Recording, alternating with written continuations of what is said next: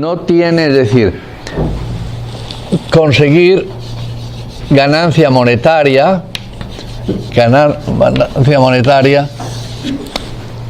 tiene importancia porque lo necesita. Ya hemos dicho que el dinero es el instrumento que me permite pasar desde el presente hacia el futuro. Esta es una idea importante. El dinero es el instrumento que me permite pasar del presente al futuro. En ese sentido se parece a la palabra. La palabra es lo que le permite al hombre explicar lo que quiere hacer. Si uno no tiene palabras y no se explica, los demás no le pueden entender. Oye, ¿qué quieres hacer? Y entonces uno inicia un discurso y ese discurso convence o no convence, mueve o no mueve. El dinero realiza una función parecida. El dinero es una muestra de confianza de los demás hacia lo que tú propones. Como hablábamos ayer, los créditos o la concesión de crédito va unido a que el proyecto que tú estás sugiriendo a los demás es interesante y parece atractivo. Y entonces digo, oye, pues mira, me parece muy bien, voy a ayudarte. Y puedo ayudarte de muchas maneras. Una de las maneras es con el dinero. Y por lo tanto, la consecución de dinero es importante porque siempre tienes la consecución de dinero siempre tiene una primera, que es devolver, y luego, si lo has hecho bien, tienes además un excedente. Y además de ese excedente tienes una cosa todavía más importante, que es que has creado valor. El dinero es manifestación de que has creado valor. Es decir, entonces, pero esto, como dijimos, es parte de la función de la empresa. Lo más importante de la empresa en sí mismo es persistir.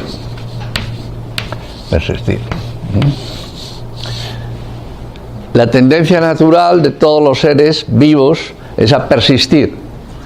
Nosotros mismos tenemos la tendencia a vivir, a permanecer en la vida. Y esa tendencia a persistir en sí misma lleva a crecimiento. Es decir, que en realidad la empresa es persistir y crecer. Para eso necesita dinero. El dinero tiene que devolverlo, porque la empresa siempre requiere, ¿se acuerdan ustedes cuando se habla en inglés de trust?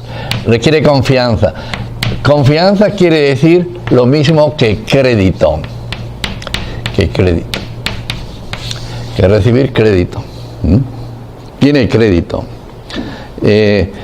Lo decíamos con la similitud de la palabra. Si usted oye una persona, el discurso de una persona, dice, me convence, lo que está diciendo me parece que está bien argumentado, bien fundamentado, me convence. Entonces, el dinero se corresponde mucho con la palabra, y entonces por eso digo, crédito, confianza, y precisamente porque de ese crédito tienes que devolver. Devolver quiere decir que el proyecto que tú estás haciendo es convincente, la gente te apoya y sabe que va a devolver. Y que además vas a tener un excedente. Pero insisto que la idea es persistir. Fíjense, la diferencia fundamental entre esto y el planteamiento de la empresa capitalista es que la empresa capitalista pone, como dejamos, el énfasis no tanto en persistir y en crecimiento, sino pone en el incremento, y esto es muy importante. Es decir, vamos a ver, la empresa capitalista, el incremento de la ganancia monetaria. Era la diferencia fundamental. La palabra incremento, es decir, el estar continuamente intentando que esto aumente. Ganancia monetaria. La ganancia monetaria la requiere toda la empresa. Cualquier empresa tiene que funcionar con una cierta ganancia monetaria. Es decir, incluso nosotros mismos, es decir, si al final de mes, digo, no llego a final de mes, no tengo dinero. Es decir, la propia persistencia humana requiere por lo menos una igualdad para la persistencia. Normalmente la gente tiene, como digamos, un remanente que le permite. Entonces, el problema está en el incremento. Es decir, la diferencia entre la empresa capitalista y esta es que esta empresa está orientada más a persistir. Persistir no tiene, como digamos, ninguna contraindicación con el hecho de que tenga excedente monetario. Es más, si lo hace bien, va a tener excedente monetario. Por lo tanto, la empresa tiene más una orientación hacia persistir, hacia el crecimiento. Pero este crecimiento, como digamos, no es necesariamente incremento monetario, sino crecimiento puede ser pues de la propia estabilidad de la empresa, de la mejora de los procesos, de que se trabaja mejor, de que lo estamos haciendo bien, de que tenemos, como dejamos, una imagen social también mejor y más buena. Entonces, vamos a ver, este tema normalmente, aquí quiere decir, en este planteamiento, vimos el otro día el gobierno está orientado fundamentalmente a esto. Esto es lo que a mediados del siglo pasado, o más bien en la tercera última parte del siglo, tenía que ver con la responsabilidad social. La responsabilidad social es esta visión. Responsabilidad social es lo mismo que comunal. Responsabilidad social o comunal. Es esta visión. El gobierno está orientado a persistir, a incrementar, a la mejora de los procesos y que la empresa vaya marchando. Lo cual no tiene ningún inconveniente, sino que al contrario necesita también excedente monetario, pero no es su objetivo el incrementarlo. Es decir, fíjense, el problema de la empresa capitalista es que este incremento tiene que estar continuamente creciendo y además a corto plazo. Hay una presión muy fuerte precisamente porque se ha creado esa figura del accionista shareholder, que es una extraña figura porque no es ni propietario ni prestamista, sino que es alguien ajeno a la empresa y que crea una presión sobre la empresa. Vamos a ver, cuando no existía la empresa capitalista, entonces en la cuestión, un factor en la empresa es la productividad. La productividad.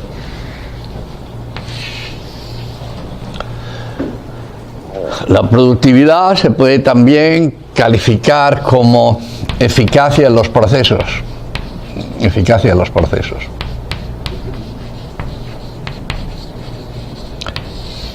Es el hacer las cosas. Aquí hay un problema.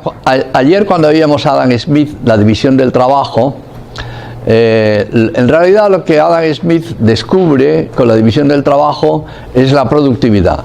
La productividad es la posibilidad, como dijimos, de sacar mayores resultados a través de una eficiencia mayor en la realización de los procesos. Pero claro, la productividad tiene que ver con el incremento. ¿Es necesario incrementar la productividad? Pues sí, pero siempre en un marco en donde estés contemplando todas las posibilidades. Entonces, la productividad se ha disparado por impulso de esto. Para muchos partidarios del sistema capitalista te dicen, el sistema capitalista es bueno porque al impulsar los accionistas la presión, al crear los accionistas presión para el incremento del rendimiento monetario, te presiona al incremento de la productividad. Y el problema es que muchas veces la productividad se reduce a velocidad, al menos en el caso de Adam Smith es manifiesto.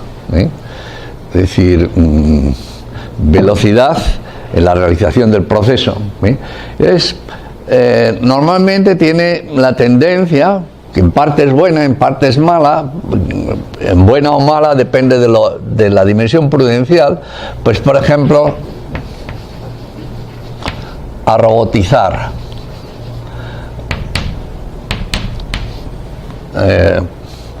Ayer o antes de ayer leía un informe sobre la nueva fábrica que ha montado la Audi y que está absolutamente robotizada. Robotizada es sustituir, el hombre no puede ir muchas veces al ritmo. Si ustedes han visto la película esta que hizo Charles Chaplin, que se titula Tiempos Modernos, entonces es un tipo que está apretando, ahí expresa muy bien qué es la idea de velocidad. La idea de velocidad es una componente, no es mala en sí, no es mala en sí. A nosotros mismos a veces te decimos, oye, que yo qué torpe soy, cuánto tiempo tardo en hacer cosas, ¿eh? Yo al menos, por ejemplo, por las mañanas hacer la cama y dejar la habitación en orden, entre que uno está dormido y que tiene uno que buscar y decir, ¿dónde he dejado yo esto? Es decir, efectivamente yo prefería tener un robot que por las mañanas me hiciera la cama y me doblara, yo no sé qué, como decía el anuncio de aquel detergente que no solamente lava más limpio, sino que plancha la ropa y la guarda en un cajón. Y bueno, pues eso sí que es un detergente, es decir, buscar siempre la... Entonces, en la empresa tradicional, aquí, normalmente el ritmo y por lo tanto el control de la producción, ritmo y control de la producción, estaba establecido, teniendo en cuenta que en muchos casos los socios eran propietarios, socios o propietarios eran lo mismo, socios y propietarios, y además ellos también eran trabajadores, ¿sí? Trabajadores, unos directivos, otros empleados, socios y trabajadores, socios más trabajadores, eran los mismos, estaban muchas veces intercambiados. Y entonces ellos fijaban el ritmo. Es decir, no tendían a extremarlo, sino que en realidad, por ejemplo, durante muchos años, en los llamados, por ejemplo, en la Edad Media, las empresas estaban, como dijimos, el ritmo de las empresas lo fijaban los gremios. Entre otras cosas, fíjense que en la empresa antigua o medieval de los gremios, los instrumentos de producción eran propiedad de los propios obreros, ¿sí? Yo me acuerdo todavía, cuando yo era pequeño, que yo veía en Madrid a los obreros ir a trabajar, los obreros de la construcción, y llevaban un atillo donde llevaban la comida que le había preparado su mujer, y al mismo tiempo llevaban un cofre con sus instrumentos. Hoy día ya esto no sucede, porque los instrumentos de producción son carísimos, y por ejemplo los robots, las máquinas ya son tan caros que no los pone la fábrica. No tiene normalmente el obrero clásico del gremio, lo que ponía tanto el instrumento como la técnica, y la propia formación de ellos lo realizaban los gremios. Los gremios hacían los cursos de formación, y los gremios, dentro del gremio, eso tiene también sus ventajas y sus inconvenientes. Estaban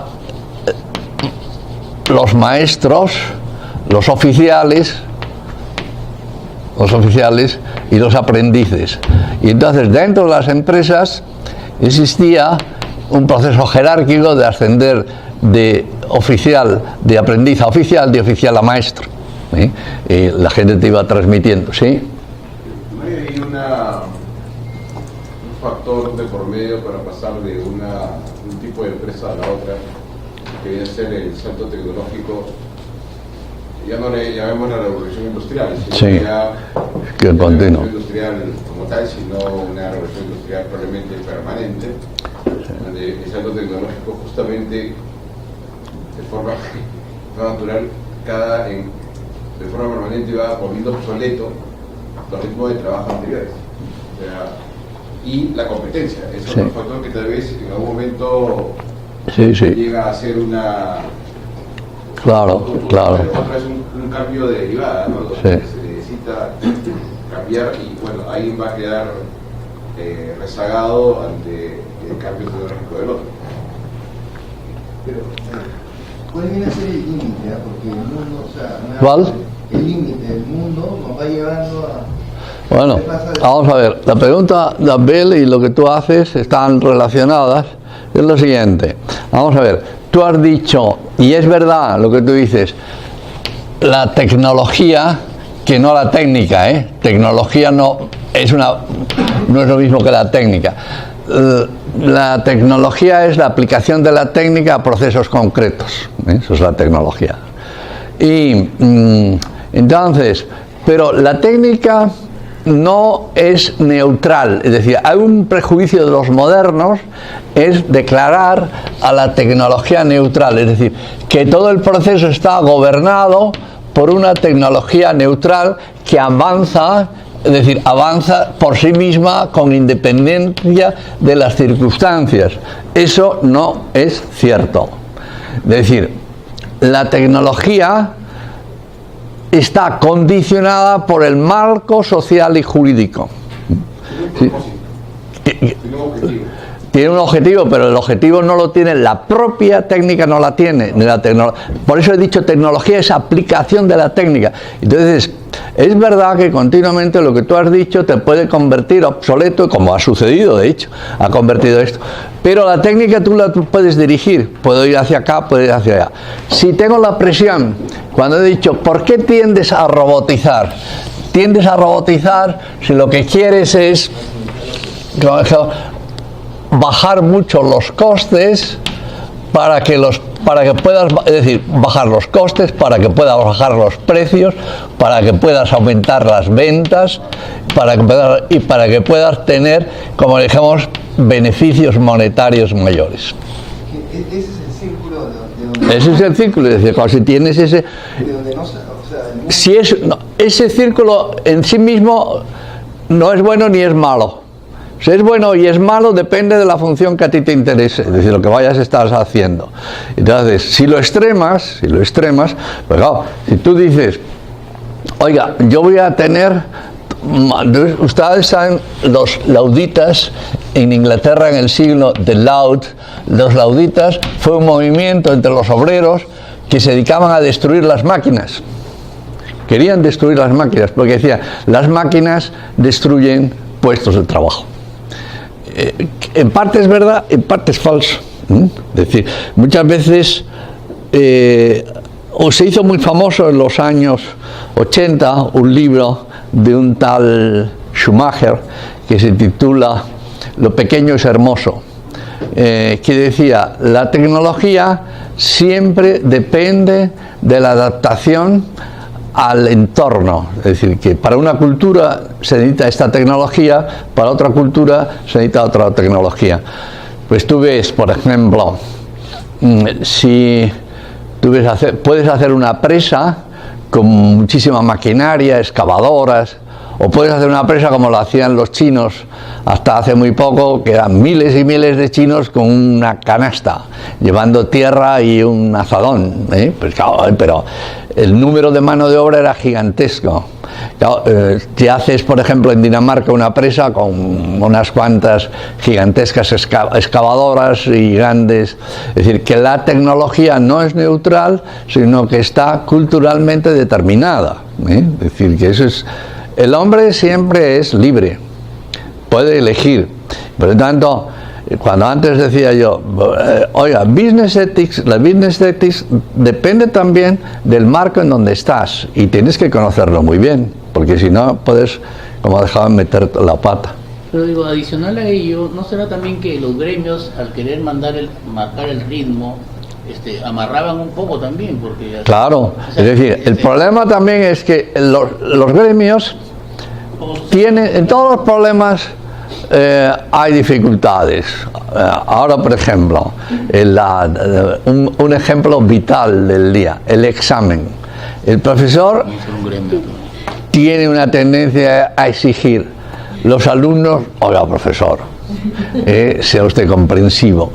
Y entonces, lógicamente, siempre hay el equilibrio cuando el profesor y el alumno, no solamente el profesor y el alumno, debe ser justo. Fíjense una cosa que a mí me hace mucha gracia.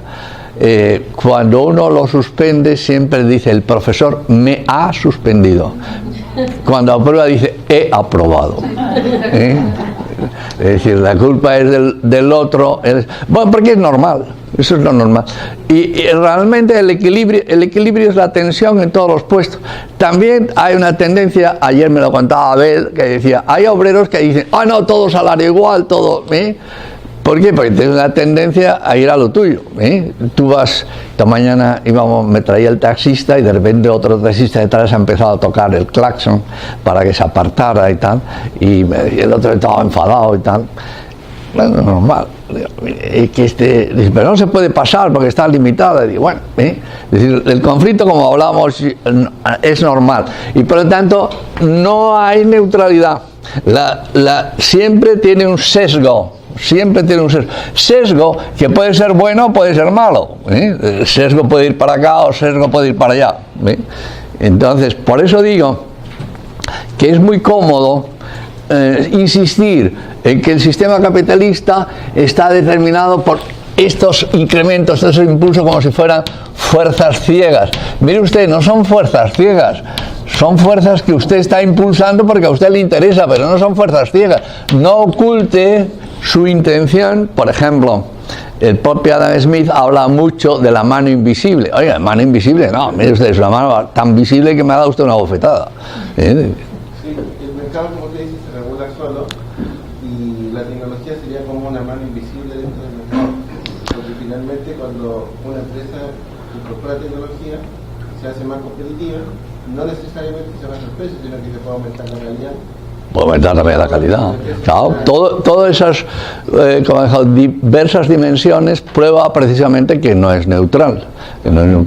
Y entonces, incluso la idea que acabas de decir, el mercado se equilibra a partir de las condiciones que tú pones. Si tú por las mañanas tomas café con leche, o tomas azúcar, a mí me gusta mucho el azúcar porque tengo que alimentar las neuronas, y entonces echas azúcar, revuelves. Cuando revuelves, al cabo de un rato adquiere un equilibrio químico el café con leche. Y entonces dice, el café con leche se equilibra. Sí, se equilibra después de que hayas echado café, leche, lo he agitado y lo he dejado reposar. Es decir, el mercado se equilibra, sí, a partir de las condiciones que usted ha creado. Es decir, primero creas las condiciones, cuando ya has creado las condiciones le dejas, o dejamos que él siga su equilibrio, pero las condiciones de equilibrio las has puesto tú, o socialmente, o en parte tú y en parte otros. Dime, María Pilar. Hay un estudio, alguien que haya escrito qué va a pasar con los hombres y las familias cuando todo esté robotizado.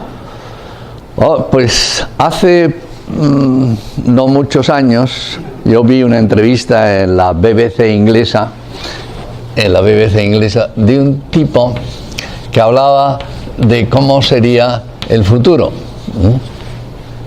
Y hablaba precisamente del progreso de la tecnología. Y hablaba de que él era un entusiasta de la inteligencia artificial. Y decía, hemos construido ordenadores, como estos cacharros, los teléfonos móviles, que decía él que son inteligentes.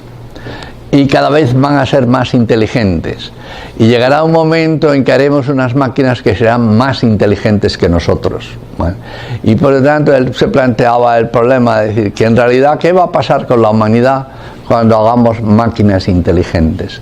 Y decir, a lo mejor nosotros podemos diseñar a través de la tecnología, de la biotecnología, diseñar un hombre nuevo, un hombre a través de la tecnología, y crear unos tipos especiales que no sean tan retorcidos como los de ahora, es decir, una especie de ingeniería biotecnológica para hacer hombres nuevos y que a su servicio tengan unas grandes máquinas que les resuelvan todos los problemas, ¿eh? Siempre ha habido aquí el mito del golem. ¿Saben lo que es golem?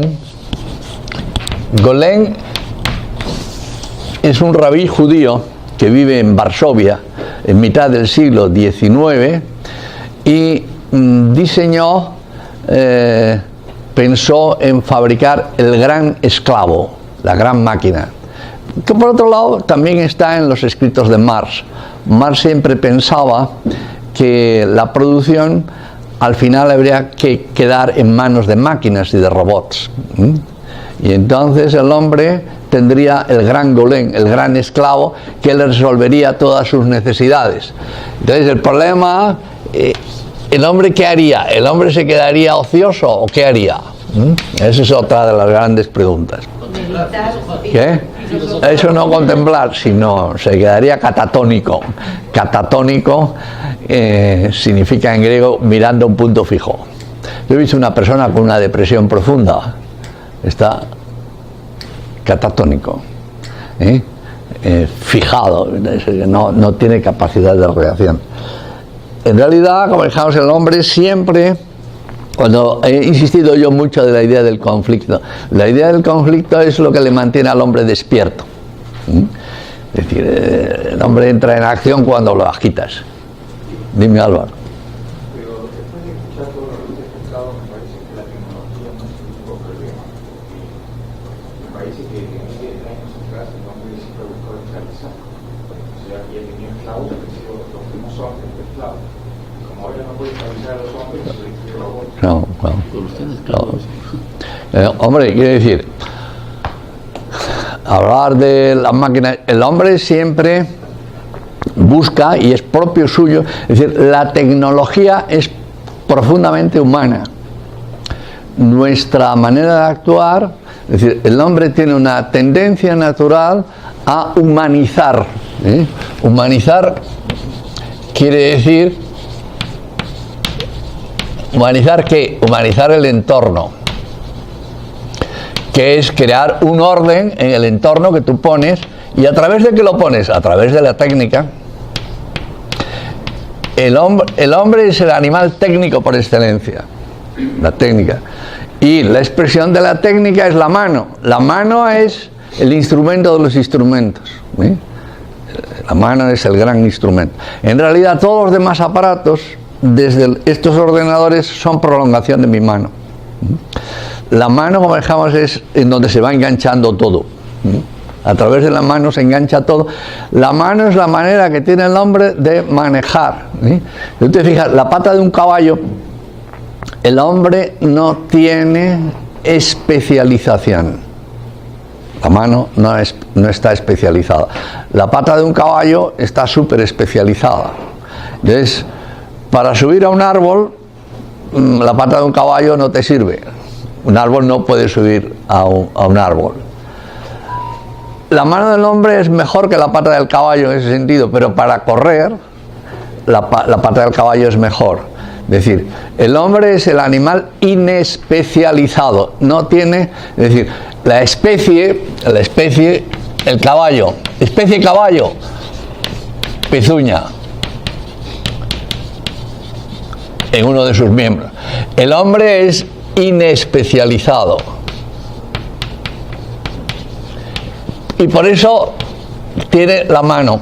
La mano sirve para todo y sirve para todo, pero no directamente. Para que la mano sirva para todo es necesario ponerle en medio instrumentos. Y por eso hay que decir instrumentos de instrumentos. Es decir, la mano sirve para agarrar un palo. El palo se convierte en martillo. Es decir, que estás continuamente cambiando todo. Entonces, ¿qué quiere decir? Precisamente la inespecialización quiere decir que la tecnología está siempre cambiando. Entonces, tú estás humanizando el entorno. Humanizando el entorno, pues eso es muy bueno, que tengas un ordenador, que tengas sillas, que tengas mesas, pero fíjense que todo lo que creas, la silla hace referencia a la mesa a la silla. la silla y la mesa al suelo, el suelo al techo, la luz, los cacharros estos. Si tú ves nuestro entorno siempre está construido, de una manera o de otra está construido. Entonces la tecnología, pues si tú quieres diseñar el sitio donde quieres para hacer un producto, pues tienes que pensar las cosas, es decir, pero no hay, como dejamos, una ley absoluta extraña a ti, sino que la tecnología es creación tuya, creación tuya. Bueno, entonces decíamos, cuando llega el capitalismo se produce sobre todo a finales del siglo XIX en Estados Unidos una lucha que se llama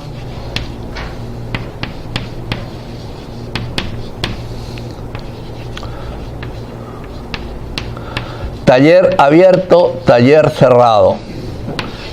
Taller abierto, shop closed, shop open. Es decir, taller abierto, taller cerrado. Cuando llega el capitalismo, el movimiento antiguo es taller cerrado. Es decir, en Estados Unidos, a final del siglo XIX, se crea una pugna entre lo que vamos a decir sindicatos y los nuevos empresarios capitalistas. También entre los no capitalistas, porque, en fin, es una pugna que además había estado fomentada por Marx, porque Marx y todo el movimiento socialista había creado la idea de los sindicatos de clase. Entonces, la lucha era, los partidarios del taller cerrado eran los que controlan la producción, son los sindicatos, y los sindicatos llevan la formación, y en realidad son los que llevan el gobierno del proceso.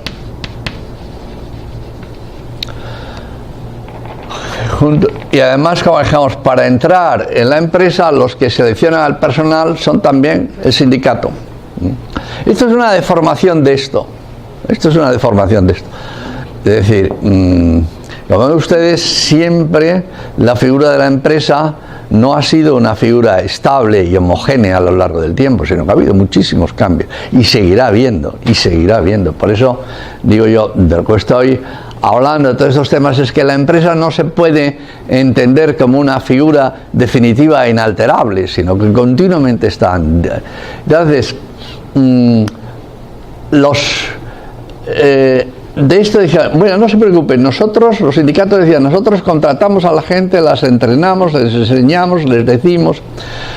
Con el nuevo movimiento se decía, mire, nosotros vamos a hacer una cosa, vamos a intentar poner el máximo número de máquinas y luego los obreros que estén, los obreros vamos a recoger gente que no esté entrenada por los sindicatos, sino obreros que en la mayoría de los casos, como sucedía en Estados Unidos, son emigrantes, y nosotros les entrenamos rápidamente a manejar las máquinas. Esta fue una batalla larguísima que dio lugar, entre otras cosas, a la famosa fiesta del 1 de mayo, puesto que una fábrica, no me acuerdo en qué estado de la Unión Norteamericana, me parece que una fábrica se llamaba Pullman, la policía, con motivo de estos enfrentamientos que había, mataron me parece a 12 personas, que dio lugar a la fiesta del 1 de mayo, que se celebra desde entonces.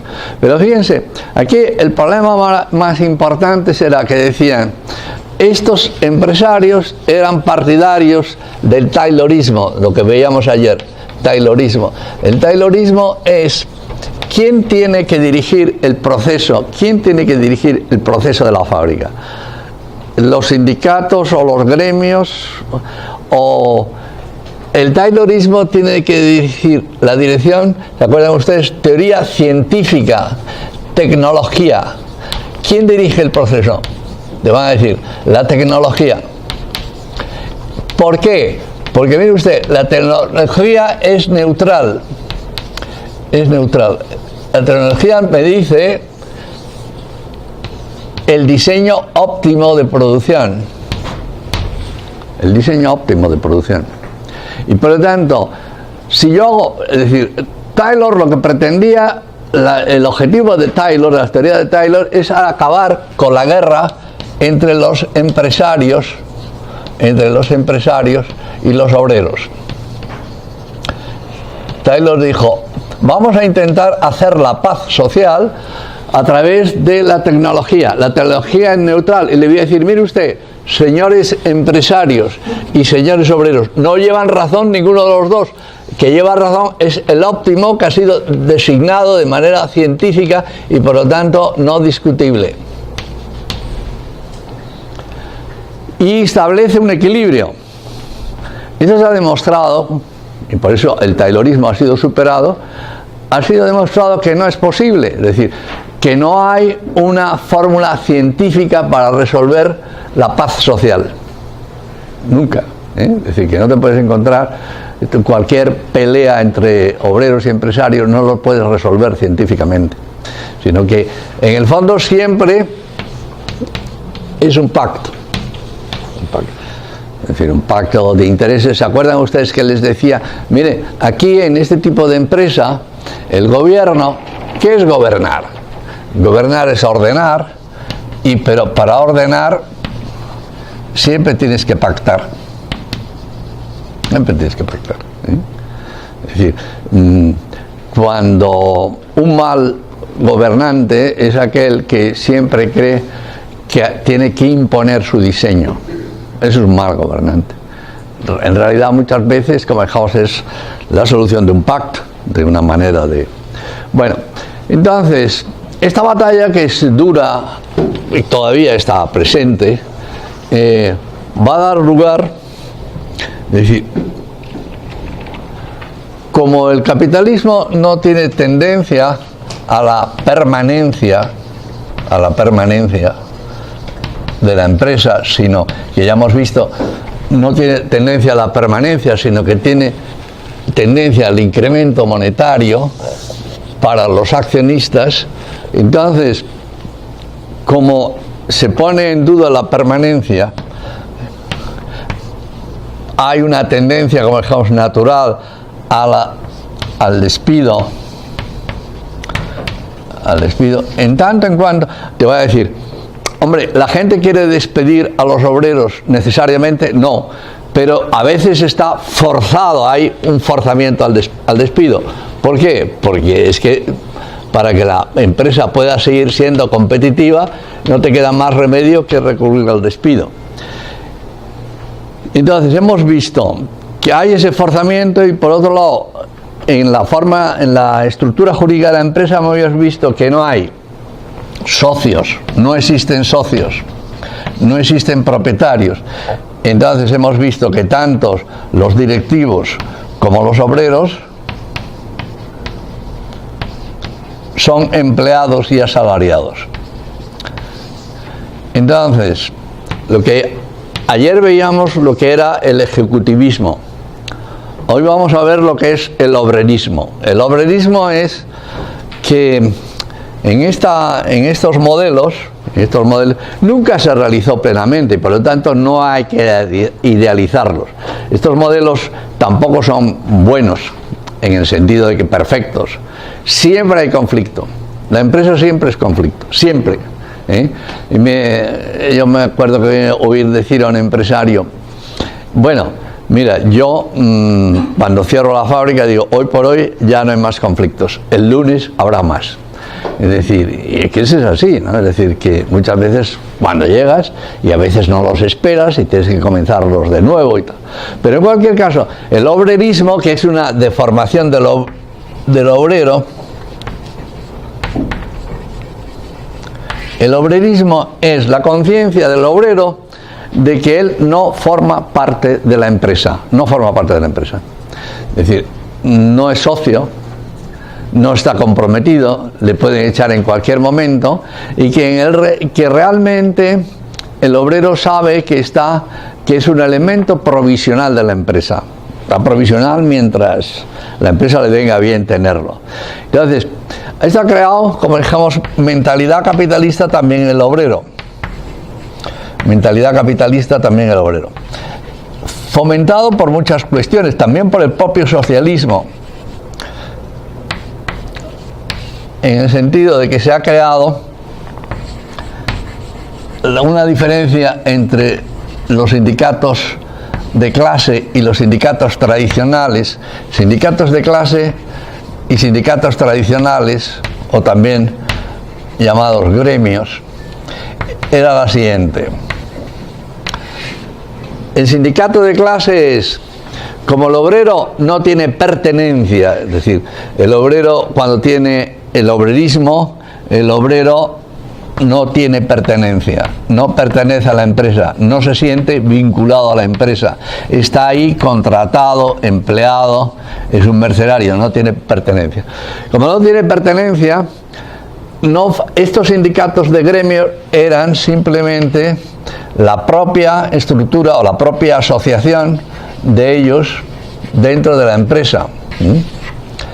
Ahora estos son asociaciones que son asociaciones de todo tipo, es decir, de la industria, de todas las empresas, en general incluso por encima de las industrias. Es decir, es la clase social del proletario, que es la frase que... ¿Qué significa proletario?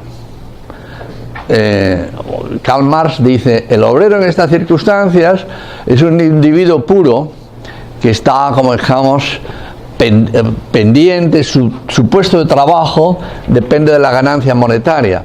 Y dice, y por lo tanto es un individuo puro. Y como es un individuo puro, lo único que tiene es la prole. La única propiedad que tiene es la prole, es decir, sus hijos. ¿Verdad? Proletario. Proletario quiere decir eso. Yo he visto, en mi experiencia, de que la lucha de clase, es cierto, siempre parte del hecho de, a ver, cuando uno tiene una comparación con un sindicato, al menos acá en Sudamérica o al menos acá en Perú, siempre hay una plataforma de lucha, así le llaman acá, los sindicatos, una organización, hay una organización que siempre se le llama secretario de defensa. Fíjate que tú ya lo estás diciendo, lucha, defensa. Eso es, secretario de defensa, que es ese que bueno, a veces yo creo que mismo no sabe qué hace, pero ¿qué es eso? es parte de la estructura, tiene una estructura ya definida, que es el estándar de todos los sindicatos. Todos la aplicamos mejor que otros, pero es como una estructura casi estándar. Y la lucha de clases para ellos es justamente de la clase obrera, de la clase dirigente, o de la clase propietaria, etcétera, de la empresa. Y algunos de forma manifiesta, o después en las conversaciones aflora el concepto de marxista de la plusvalía y el derecho, y ahí ya viene yo creo una propia interpretación o evolución del concepto marxista. El hecho de que como yo genero la plusvalía, bueno, yo tengo derecho y yo tengo derecho, ¿no? Hay otro concepto que ha derivado de esto, que es la propiedad del puesto de trabajo. O sea, y es ahí donde, claro, los gremios y todo esto se ha nutrido y que permanece en el tiempo. O sea, permanece en el tiempo. El obrero se siente propietario del puesto de trabajo, ¿no? Es más, algunos sindicatos he visto hasta el pensamiento de hacer el puesto hereditario. Eso puede ser discutido y considerarse egoísta, ¿no? ¿Pero por qué tiene que ser para tus hijos y no para cualquier otra persona? Cualquier otra sociedad? Entonces, no voy a criticar o decir si está bien o mal, ¿eh? Solamente que es así, que es así. El concepto capitalista, o sea, estoy de acuerdo con el razonamiento, pero también tiene mucho de la forma como interpreta o se ha ido derivando el concepto marxista. Pero ten en cuenta que el concepto marxista es así porque Marx lo que hace es una crítica al capitalismo y por lo tanto es una reacción al capitalismo. Cuando yo digo está contagiado, porque en esto mismo que me has estado diciendo hay una cuestión, tú has dicho es que es propietario, él se siente propietario del puesto y te tengo que decir, bueno, en parte lleva razón, en parte, ¿eh? Lo que pasa es que tiene un sentido de propiedad insolidario y él puede acusar al capitalista de lo mismo, ¿eh? Entonces, cuando tú negocias con él, él te está diciendo, bueno, ustedes, no te está hablando de que forma contigo unidad, sino no le interesa la empresa, porque en el fondo dice, usted es un mercenario, incluso el jefe que está hablando con él es un mercenario, y usted está pagado también por un salario, yo también. ¿Esto de quién es? Esto es de unos tipos que son los accionistas, que ni siquiera son los propietarios. Entonces te crea una guerra, porque ellos son conscientes de esa estructura, y la crítica de Marx es esa. Por eso es muy difícil es decir, mientras creas estos dos bandos, es decir, en el fondo dentro de la empresa capitalista hay una fractura, y eso como ejemplo está muy viva. Si tú le dices, no, mira, oye, estamos los dos en el mismo barco, se lo puedes decir, pero te dirá no. No te dirá no. Yo he encontrado algún sindicato, yo diría más maduro, Sí. la gente con una carrera sindical, Que una carrera en sindical. la cual la negociación puede hacerse tomando un café, sin apasionamientos, varias reuniones, pero de verdad de forma más madura, como otros que son... Sí, claro. choques. Igual que los empresarios. Es posible, o sea, sí, Sí. hay, o sea, Sí. pero es gente que ya, digamos, su apasionamiento o el concepto Sí, claro. de lucha, defensa, Claro, lo dejó claro. ya al costado. No. No, y es decir, es que yo sostengo que igual que los empresarios necesitan formación y vienen a escuelas de negocios y hablan y debaten, lo ideal sería que también lo tuvieran ellos. También lo tuvieran ellos y lo conocieran y se metieran más. ¿Cómo se llama? La cumbre, anualmente hay como 2 cumbres socialistas, la sindical socialista, o sea, claramente soy de Europa. No. Y conozco a algunos dirigentes que van hasta No, allá. que van hasta allá, sí. Y hay como que alguna vez me compartieron de qué se trataba. Y justamente hay algunos que ya reconocen que es necesario mecanismos distintos para llegar al pacto con la empresa. Claro. Bueno, siempre ahí está, que decir, el propio hecho de que estos sindicatos, que llamamos sindicatos de clase, normalmente son socialistas porque el socialismo es la oposición al capitalismo. En el fondo, como dijimos, aquí es donde está la fractura. Los socialismos, la propiedad es de todos, el capitalismo, la propiedad es de unos pocos. En realidad, no es así. Es decir, para que la sociedad funcione, tienes, como dijimos, que crear cohesión.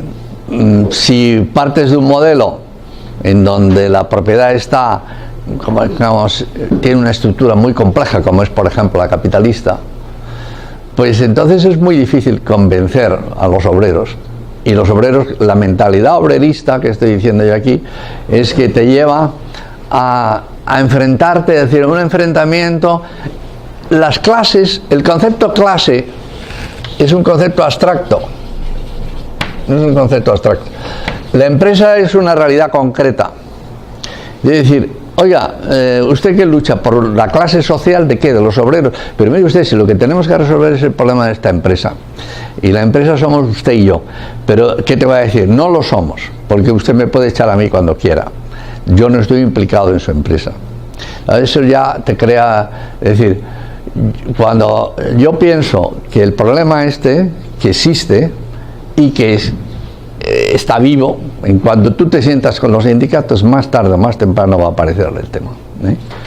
El tema, como dejamos, de quién es la empresa. Es decir, el problema siempre de fondo entre socialismo y capitalismo, es un problema de propiedad y trabajo radical. Y más tarde o más temprano aparece.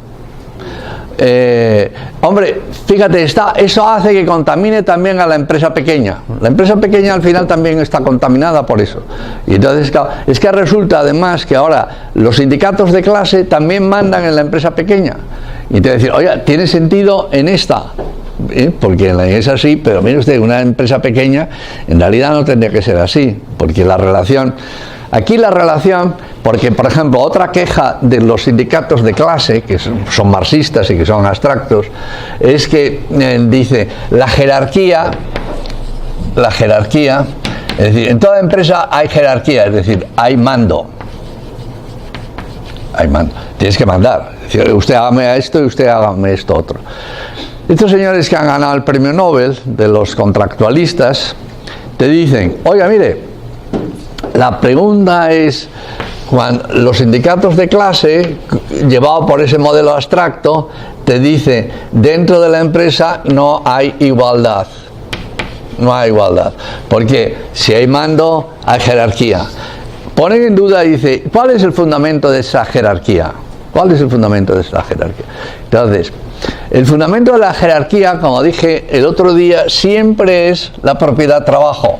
Propiedad-trabajo. Propiedad-trabajo en cuanto forma una comunidad. Trabajo en cuanto forma comunidad.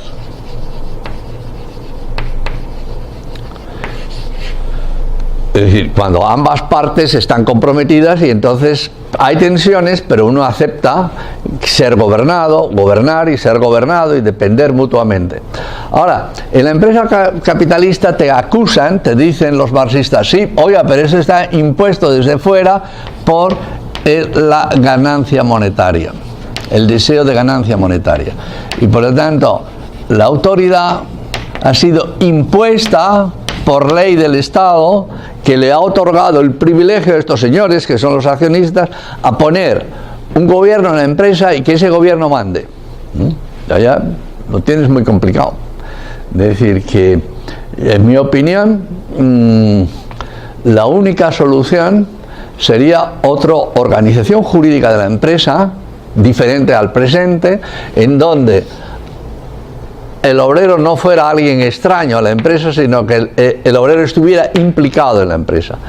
La tendencia actual de los stakeholders es esa. Lo que pasa es que todavía no está preparada la sociedad para dar el paso de incorporar, es decir, que en realidad el obrero no sea ajeno a la empresa. En la gran empresa capitalista, las corporations, en realidad, tanto los directivos como los obreros, ¿con quién firman el contrato de trabajo? Que es muy importante. Cuando tú entras a trabajar con la Telefónica o una gran corporación, el contrato de trabajo, ¿con quién lo firmas? ¿Lo firmas con tu jefe? No. Negativo. ¿Con quién lo firmas? Con la empresa. ¿Y la empresa qué es? Una persona jurídica. ¿Y esa persona jurídica tiene detrás personas humanas? No, no tiene, es cerrada, ficticia. ¿Con quién lo estás? Estás firmando un contrato de manera indirecta con un grupo de interés, de inversionistas, accionistas, que lo que quieren es ganar más dinero. Entonces, ahí creas un ambiente para que el marxismo y el socialismo surja a borbotones. ¿Por qué? Porque te dice, bueno, esta sociedad es injusta, esto no sé qué, entonces vamos a la guerra, vamos a, tú lo que has dicho, comité de defensa. Es decir, que hay un enfrentamiento social. En mi opinión, esta situación no será resuelta hasta que no se cambie el tipo de relación en el seno de la empresa. Es decir, que no se crea esa distinción tan tajante entre obrero no propietario y excluido, o que le des entrada. Eso quiere decir, toda la preocupación de mucha gente cuando se han creado las cooperativas, que no, ¿por qué no funcionan las cooperativas? Las cooperativas, algunas funcionan, pero ¿por qué no acaban de funcionar? Porque las cooperativas, en cuanto se hacen un poquito grandes, no les queda más remedio que entrar en el mundo de los recursos financieros. Y ahí es donde comienza el problema, porque entonces entra en competencia con las grandes empresas y al final o se convierten las corporaciones, como ha sucedido en algún caso, las cooperativas en grandes corporaciones, o fracasan, porque no tienen las mismas ventajas. Sí, es una constante pugna o equilibrio, porque al final vamos a un nivel más profundo que es la condición humana, porque hablas de trabajo y de propiedad, pero ¿cuál es nuevamente ese límite para la persona y el ser humano? O sea, yo como obrero quiero ser copartícipe de la fábrica, pero me provocaría tener el mismo nivel que el gerente, pues, en algún momento. Entonces, hombre, en principio si el sistema estuviera bien, es decir, no hay ningún inconveniente en que un obrero tenga aspiración a ser el dueño de la compañía, el presidente. Si lo es ya, se está admitido como socio, ¿por qué no? Es decir, dentro del Napoleón Bonaparte, que por otro lado estaba bastante loco, pero era un tipo muy inteligente, le dijo a los soldados franceses: en la mochila de cada uno de ustedes tienen ustedes el bastón de mariscal. Es decir, cualquiera de ustedes puede ser mariscal, es el máximo grado en el ejército francés, como capitán general, mariscal. En la mochila de todos ustedes, los soldados, llevan ustedes el bastón de mariscal. Entonces, quiere decir, eso sería muy bueno si a los obreros le dices: mira, en la empresa en la que tú entras, tú puedes aspirar a lo máximo, pero para aspirar a lo máximo en realidad tienes que ser de la empresa. Pero hoy día la propia idea del obrero quiere decir que no es de la empresa, Es decir, todo lo que hoy día funciona es así y es como es. Yo estoy hablando en parte en un lenguaje utópico, diciendo: creo que sería bueno para una sociedad que no existiera esta división tan tajante dentro de la empresa entre los obreros y los obreros. En realidad, los buenos jefes dan esa integración a todo el mundo. Pero siempre, como digo, al final la salvación siempre está en las personas humanas. Siempre todos estos vicios que tiene la cosa jurídica muchas veces es resuelta por la calidad humana de las personas. Pero hasta cierto punto, porque luego te encuentras que el propio marco jurídico te obliga o te lo hace muy difícil, ¿no? Y de alguna manera, una forma de subsanar esto no se quiso hacer con la emisión de acciones comunes y acciones de inversión. Sí, he intentado. Y también, por ejemplo, yo me acuerdo que Margaret Thatcher intentó la misma fórmula, es decir, vamos a intentar que el obrerismo es convertir a los obreros de una manera de otra en accionistas. Pero claro, el problema es que el accionista tampoco es el propietario. Es decir, si tú tienes acciones de alguna manera va a decir: oye, pero es que yo tampoco soy el propietario, voy a jugar lo mismo que usted. Es decir, el accionista hoy día, aunque idealmente tenía otra intención, hoy día, tal como ha evolucionado el sistema financiero, es que la mayoría de los accionistas, y eso hablaremos a continuación, no se sienten implicados en la empresa. Sobre todo los grandes accionistas, los que actúan a través de las llamadas y estas empresas de inversión financiera que manejan enormes cantidades de dinero, o los fondos de pensiones que tienen. Pues, hoy te voy a decir, grandes países como Estados Unidos o Inglaterra, gran parte de la población es accionista y no lo sabe.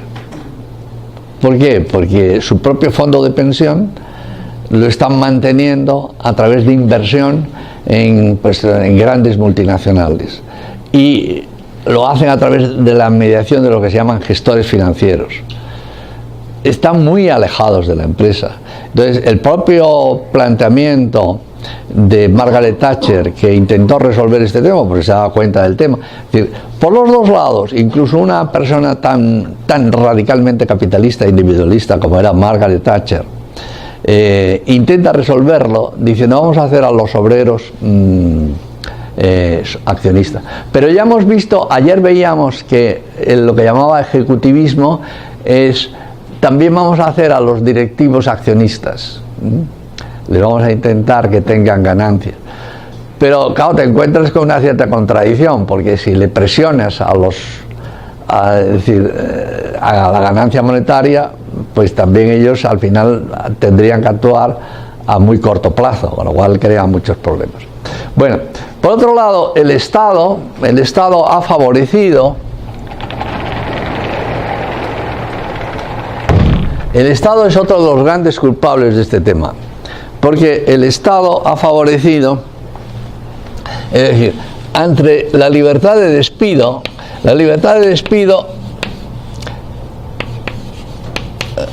para mucha gente, y yo creo que en ese sentido son coherentes, para mucha gente te dice: si no hay libertad de despido, no puede funcionar esta empresa. La empresa capitalista sin libertad de despido no puede funcionar. Y en ese sentido lleva mucha razón.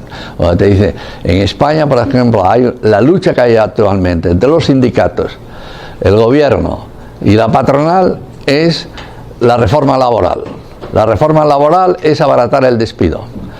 La lucha es los empresarios en contra de abaratar el despido, los obreros en contra de abaratar el despido, los sindicatos, y los empresarios para intentar abaratar el despido. No porque los empresarios quieran echar a los obreros, sino porque el sistema lo exige. El sistema lo exige. Entonces, como hay libertad de despido, la solución que da el Estado o el socialismo son la protección al desempleo.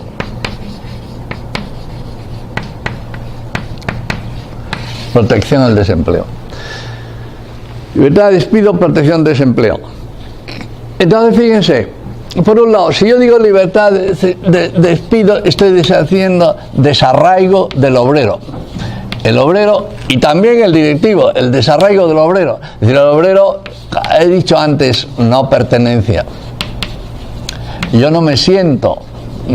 No solamente no me siento, sino que sé que me puede echar en cualquier momento, no pertenencia.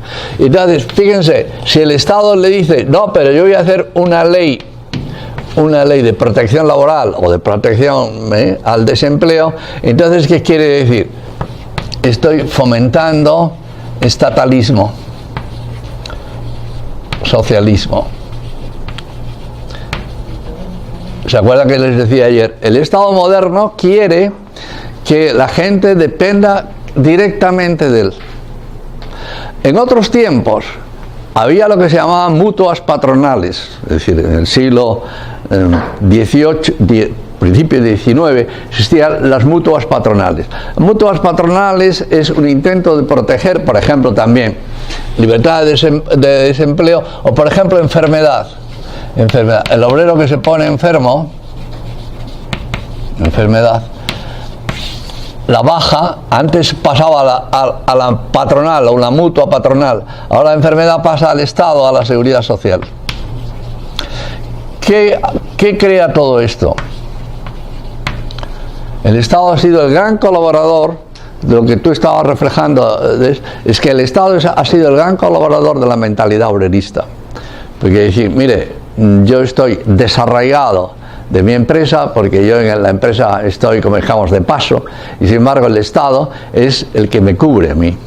Lo cual, por otro lado, como dejamos, al Estado le interesa desde el punto de vista electoral, sobre todo desde el punto de vista de los partidos políticos.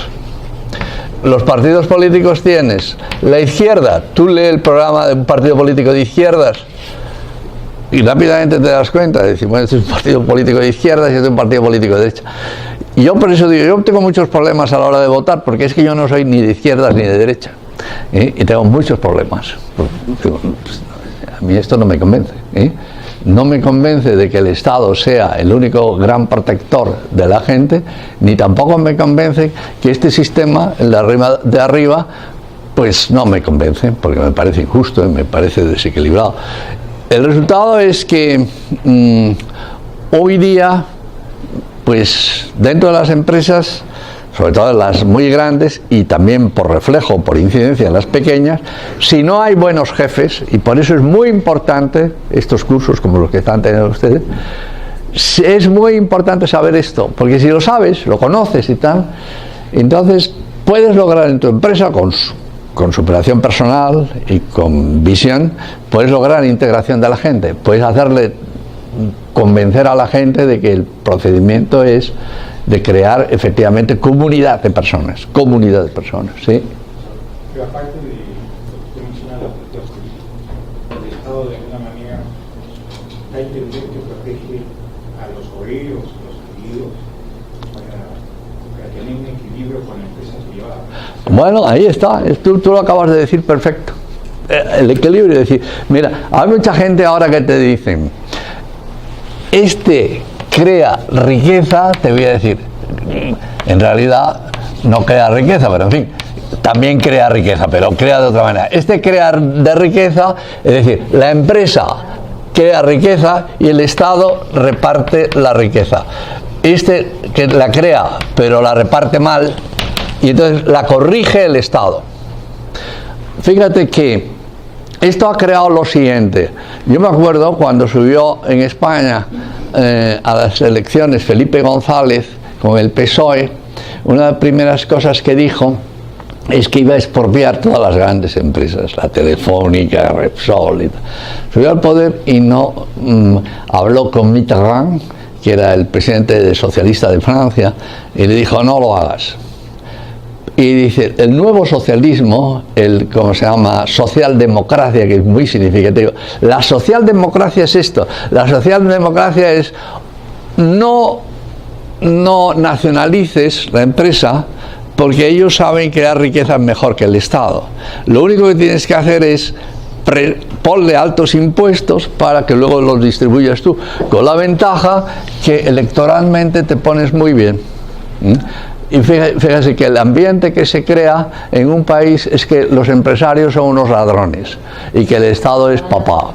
Entonces, claro, eso es muy malo. Eso es muy malo. Entonces, luego, yo me acuerdo que el presidente de la Confederación de Empresarios de Málaga me preguntaba: oye, ¿por qué los empresarios tenemos muy mala imagen?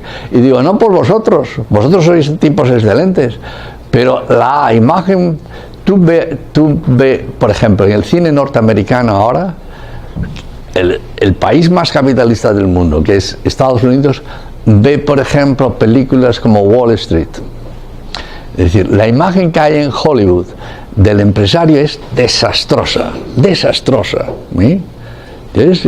pero la gente lo admite, lo admite. El propio Donald Trump es un empresario, la imagen que tiene es muy mala, muy mala. Porque toda esa reacción y tal, dice: oiga, pues tiene una imagen fatal. Dime. Sin embargo, yo creo que ya está instalado el hecho de que, lamentablemente, el Estado suele ser mal empresario. Muy mal empresario. Hay un artículo que salió ayer, creo, antes de ayer, de uno de los dirigentes sindicales de PDVSA, de Petróleos de Venezuela, que también es ahorita, digamos, trata de ser el modelo totalmente opuesto a que decía que no tenía agua en los campamentos, está en crisis, etc. Y él decía: antes, cuando producíamos 3 millones de barriles al año, éramos 40.000 trabajadores. Ahora producimos 2 millones de barriles al año y somos 170.000 trabajadores. Entonces, sí, claro, porque es una mezcla extraña de paternalismo, porque el Estado dice: bueno, pues en la empresa no echamos a nadie porque es una empresa pública, bajamos muchísimo los rendimientos, bajamos muchísimo la productividad, está manipulado. Entonces, como siempre, la solución, no hay solución científica objetiva. Siempre la solución es un pacto entre las personas. Es decir, yo creo que hay que darle libertad. Cuando decía antes, hombre, la empresa clásica, tradicional, era contrato, trust, amistad, company, fraternidad, hermandad. Fíjate que el propio lema de la Revolución Francesa era libertad, igualdad, y fracasó en la fraternidad. Porque, es decir, a la hora de verdad, cuando una empresa te funciona bien es cuando creas una comunidad de personas.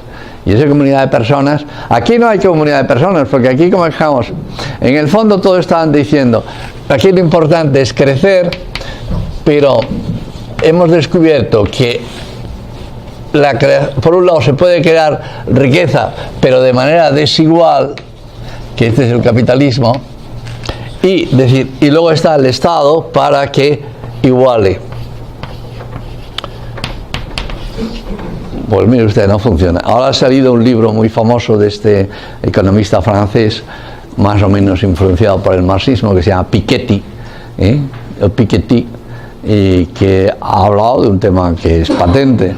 Es decir, que en Estados Unidos y en muchos países europeos, a pesar de esto, lo que se crea es unas diferencias tremendas. Es decir, se acentúa de que hay un grupo, eso es una tesis marxista, un grupo de gente cada vez más rica, y se crea este gap o esta brecha entre gente que tiene que dejar menos rica, gente que dejamos más precaria, que son la crítica. Este libro de Piketty a mí me ha hecho mucha gracia porque este es un cuasi marxista, yo creo marxista, y se ha hecho millonario con el libro, y donde más libros ha vendido es precisamente en Estados Unidos. Estados Unidos, ¿qué?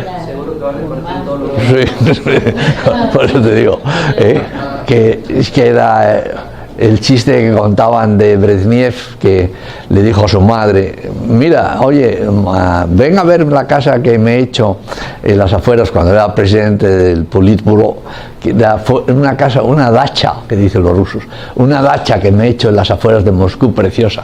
Y le dijo su madre: no lo digas muy alto, que como se enteren los comunistas te lo quitan.